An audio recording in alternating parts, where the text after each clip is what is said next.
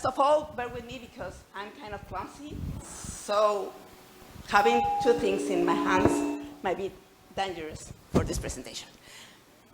Okay, first of all, I want to make a brief introduction about myself so you get where this presentation comes from. I currently lead the Financial Services Innovation Team in Indra, where our mission is to leverage these emerging technologies, AI, blockchain, or more appropriately, digital ledgers, digital currencies, which is tokenization, encryption, to drive innovative solutions for our clients. So we believe in a hands-on approach. We believe that things should be done in a practical way. And in this way, we can enable a bridge between strategy and execution, and allow us to help our clients to adopt these technologies that are shaping their future.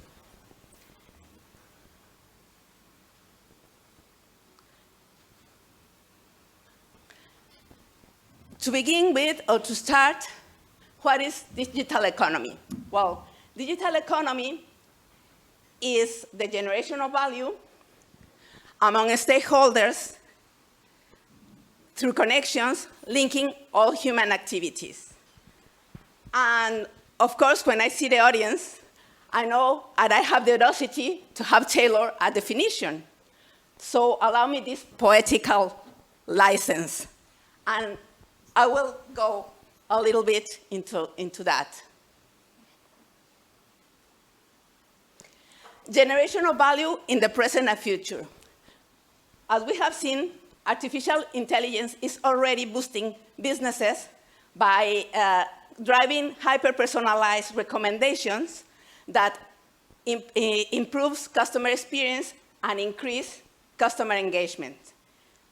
Moreover, as a long term, they will provide room for innovation and sustainable growth. Through connections. Well, emerging technologies enable interoperability. They enable collaboration that allows for the interchange of knowledge and resources among different stakeholders. Digital economy is about everyone. Consumers, companies, big techs, academia, governments, and any other institutions. Linking any human activity. We know that may be obvious, but technology is in every aspect of our lives. And digital economy encompasses all these aspects: health, finance, agriculture. For example, farmers are already using Internet of Things and data analytics to optimize their resources and their yields.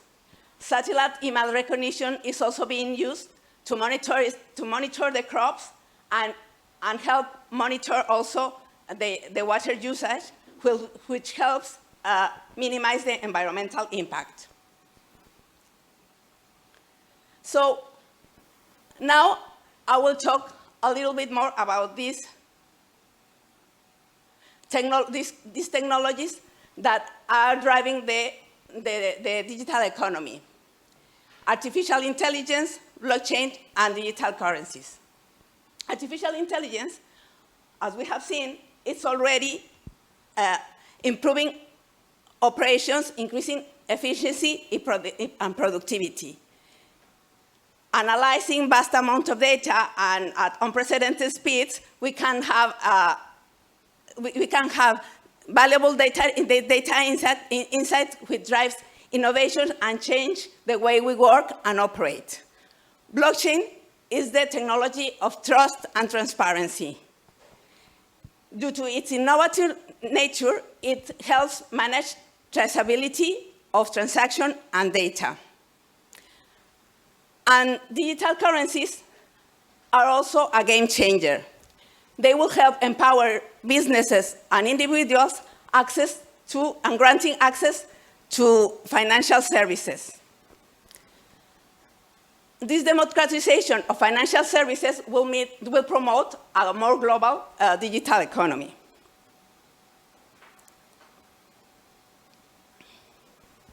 But these technologies also come with its own challenges that is worth mentioning. And some of those, I'm not going to go very deep into some of them because these 2 days we have some real experts already talking about about most of them. But the first challenge I want to mention is the digital device. Not everyone has access to technology, and that leads to disparities for opportunities and benefits. Of course, data privacy and security is a major concern. I'm not going to add on yesterday's talks, but I want to summarize that as we use technology in our everyday basis,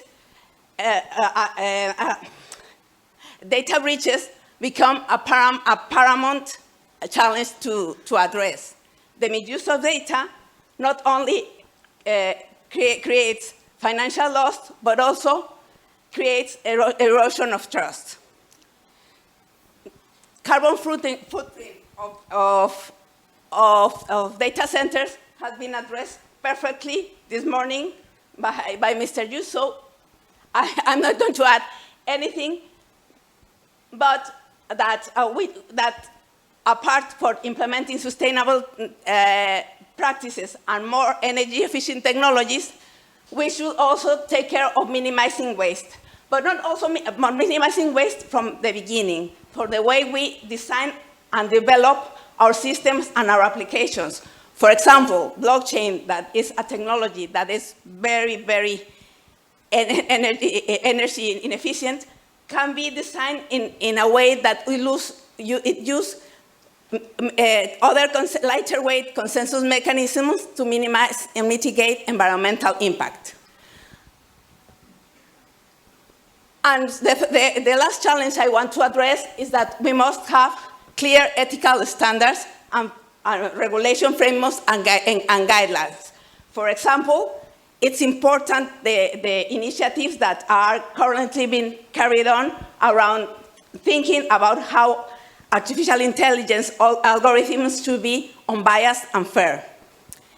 In summary, digital economy requires a multifaceted approach to solve our clients and requires the participation of all the stakeholders in the global economy.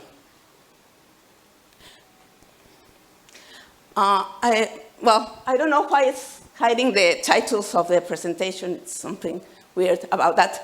But now I'm going to shift to a more practical topic: the role of small and medium enterprises in the global digital economy. According to the latest World Economic Forum, small companies are 90% of all businesses, and they account of 70% of global jobs and GDP. So that makes me reflect. That produces me a reflection. What if 1/3 of the businesses that are the backbone of our own economies were on the brink of collapse?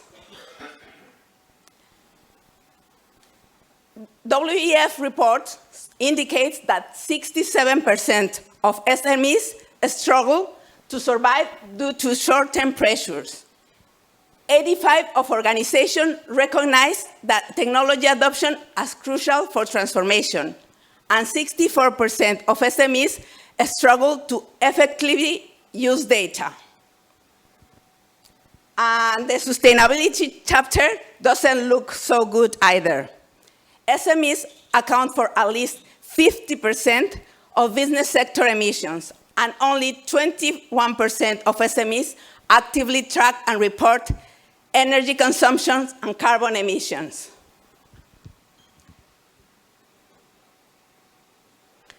So when we think about, we need to, from this reflection, we need to recognize the economical significance of small and medium companies and how they are struggling due to pressure and constraint. And that should inspire us to drive an intensive digital transformation and help them. And how? Through digital skills, infrastructure, and supportive policies. For example, in the European Union, and I think it was mentioned in yesterday's in Carme's presentation, there's the Digital Markets Act, which forces the so-called gatekeepers like Google and Amazon to open up their data to third parties. This will mean that small businesses will have access to their own data, and then they will be able to be more competitive by using them to generate value, to innovate new services, new service models, and new products.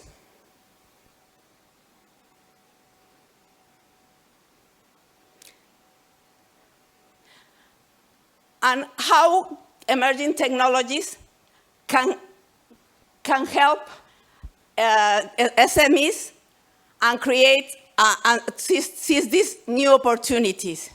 Well, of course, artificial intelligence is already being used for decision making and to improve competitiveness. A lot of startups have created solutions, for example, that use artificial intelligence models and open data to solve some key problems like cash flow management improvement or to automatize reconciliation process, which, according to the market, are some of the key frictions that small business owners face in their day-to-day. Another problem is the lack of digital skills, and these startups are already addressing them. But not only that, they are also unlocking next generation final models by just doing this. Blockchain, the technology about transparency and efficiency, is also a technology that is mature enough to be integrated with legacy systems and other emerging technologies such as Internet of Things or artificial intelligence. And of course, in this space, even though the potential benefits are substantial, the implementation is still with its own challenges. We have the problem of interoperability among different platforms, different blockchain platforms, and or legacy systems. And so far for the industry, the workaround around this is by creating bridges that transmit information from one platform to another. And this type of solutions still bring its own compromises. Lastly, digital currencies are also will also help small companies to achieve financial inclusion, and this is really critical, especially in emerging markets and remote areas, because by the use of digital currencies that can help reduce the cost of microtransactions and simplify the cross-border payments, small businesses operating in underserved or remote markets will have access to the global trade. This is not, even though there's a lot of potential benefits, I would like to also mention the challenges. Well, digital currencies, apart from the major concerns about market fragmentation and monetary policies, just only from the point of view of the access of small businesses to the financial services sector, they face the last mile problem challenge. That is how these underserved communities will have access to digital currencies. And well, right now, the ideas that come up is that, well, some kind of very efficient offline payment schemes must be perfectly aligned with modernized payment infrastructures. So we are talking about changing all the railways of the current financial system. And well, since I lost the titles of the presentation, so I don't know what happened with that. But I would like to go to shift to a more to a different thought. What if we can reimagine and reinvent global trade? So imagine if right now SMEs are struggling and are locked into all trade processes that are rooted on centuries-old practices, and these practices are putting obstacles to their growth. What if we can liberate them from that? What if we could really rethink global trade? So I'm here imagining a world where information flows effortlessly in novel pathways, and technologies are really reinventing industries. Well, after what I've heard in the last 2 days, that's not a product of my imagination. That's almost a reality. And to dig a little bit more on this, and on this thought, I will quote Aristotle. The whole is greater than the sum of the parts. Harnessing emerging technologies in a unified way is a step to unlock the full potential of global trade.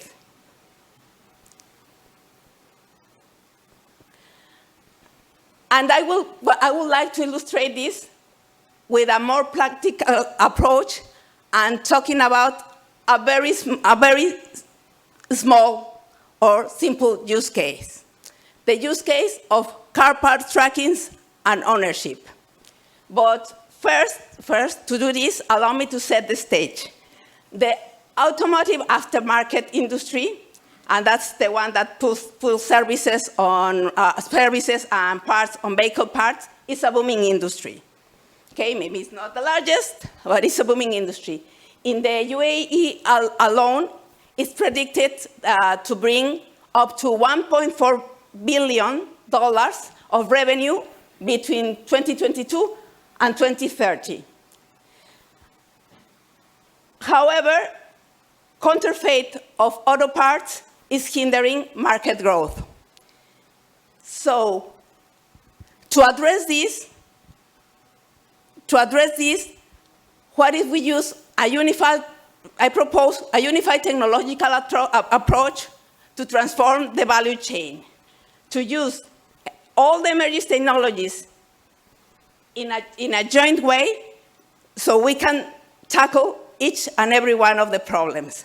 We can use artificial intelligence, blockchain, digital currencies, and I will add one that we're going to explain in very much detail later, that are digital twins, because we need to bridge the gap between the physical and the digital world. In this way, all and every one of the stakeholders will be benefit, and the total ecosystem will be transformed. Oops, sorry.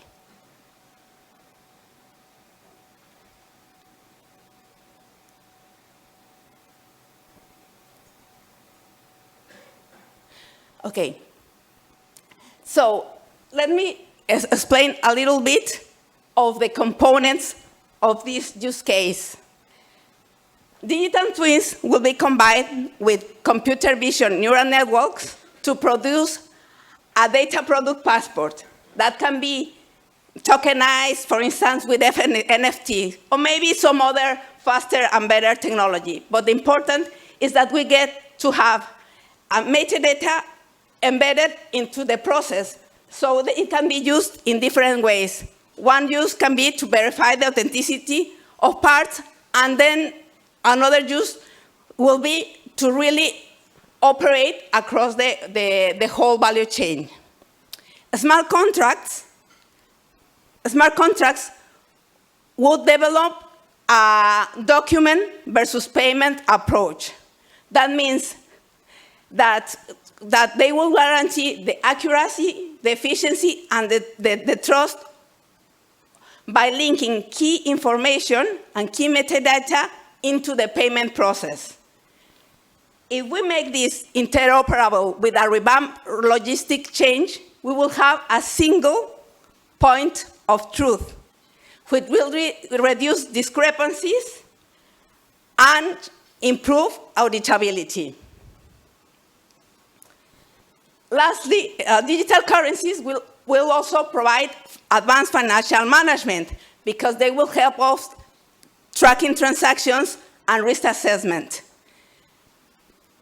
And lastly, AI will also analyze all the data that has been flowing through the complete chain, and to calculate and to provide with ESG metrics that then will be embedded into the core of the system and not just as an add-on afterwards. So in this way is our proposal of how we can harness all the technologies to create value. And even though all these technologies already provide us with big strides, the future is even brighter. We have quantum computing coming up, and that will also shift all the paradigms that I just have presented in a different way, but I think in a very interesting way. But the important thing is that when we think and develop all these applications, we do it in a way that is sustainable. And to conclude, I'm surprised because this looks correct. I got the title on this presentation. But to wrap up, I only want to give you 3 takeaways. Emerging technologies are and will keep driving the transformation, revolutionizing industries and providing efficiency, financial resiliency, and transparency. Remember, the whole is greater than the sum of the parts. If we think that we need to implement new technology into the old processes, we are going to face the same obstacles. We need to rethink and reshape the businesses and the processes. And when we do that, it's important that we embed sustainable practices, and that's the ethical part, into the core systems. And from my point of view, that will help us to forge a path for a better future. So it was quick, but thank you very much.